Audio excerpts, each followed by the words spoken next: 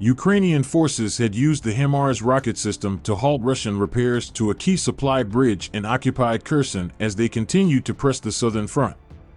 Russian troops had installed a ferry crossing across the river after traffic on the bridge was blocked for repairs, when shelling damage cut its 100-ton carrying capacity to 5.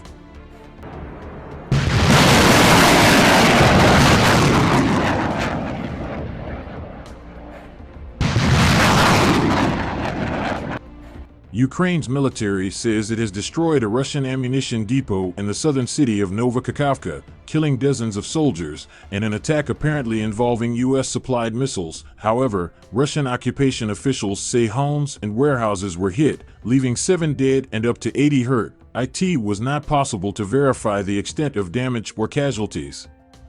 Unconfirmed footage of several powerful explosions was shared on social media. Ukrainian presidential aide Mykola Podolyak attributed the attack to the U.S.-supplied Himars multiple rocket launcher and spoke of a reality collision for the world's second army.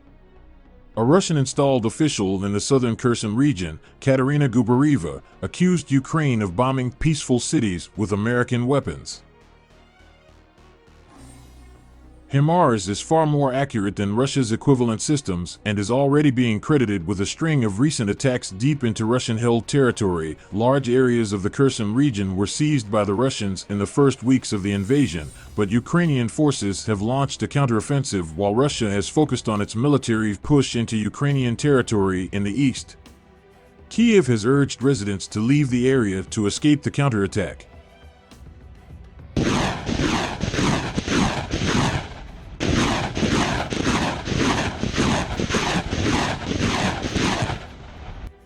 Russian-appointed officials made no mention of an arms depot being hit, but said instead that warehouses containing the mineral fertilizer salpetri had exploded, a claim ridiculed by Ukrainian officials. The Ukrainian government, which applauded the damage, did not publicly take responsibility for the explosion. One senior Ukrainian official, speaking on condition of anonymity because of a ban on officials discussing the matter, said that Ukraine's intelligence services had orchestrated the attack and that it involved a bomb loaded onto a truck that drove across the bridge. It was unclear if the driver of the truck, who appeared to have died in the blast, was aware there were explosives inside. In video captured by a surveillance camera on the bridge, a huge fireball is seen. A small sedan and a tractor-trailer truck driving side by side appear at the epicenter of the blast.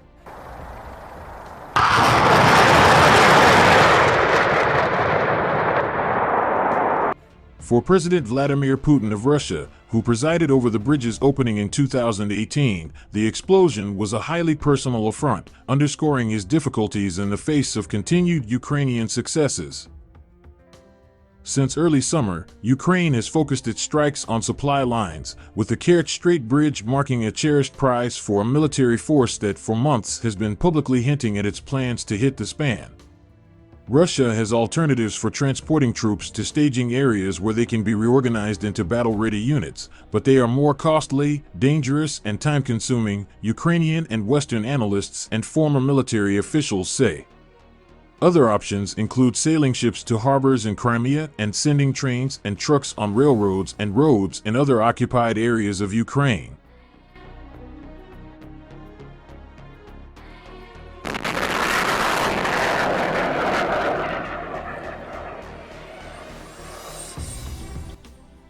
The biggest issue is not supplying. The biggest issue is staging, Andriy Zagorodnyuk, a former Ukrainian defense minister, said in a telephone interview. They were getting them ready for the battlefield safely in Crimea, forming battlefield units in Crimea and sending them to the front line. With the bridge partly destroyed, Russia can use roads from the Ukrainian border that wind through the occupied towns of Mariupol and Berdyansk, hugging the coast of the Azov Sea, that weave in and out of range for Ukrainian rocket artillery.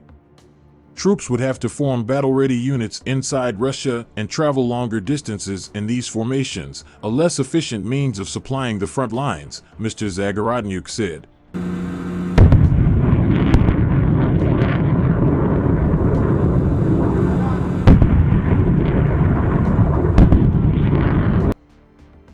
Missile strikes have killed 21 people in the east and south of Ukraine over the last 24 hours, a senior official said on Saturday.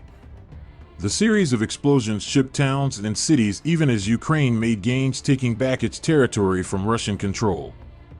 The strikes killed 15 people in Donetsk province in eastern Ukraine, 4 in Zaporizhia province in the south, and 1 in Sumy province in the northeast of the country, Kyrylo Tymoshenko, a senior aide to President Volodymyr Zelensky, said on the Telegram messaging app. Mr. Tymoshenko said more than 20 other people had also been wounded. In Kharkiv in northeastern Ukraine, the second largest city in the country, photos showed a red fireball lighting up the night sky, enveloped by a billowing cloud of dark smoke. Buildings, including a medical institution, were on fire, Kharkiv's mayor, Igor Terekhov, wrote on Telegram.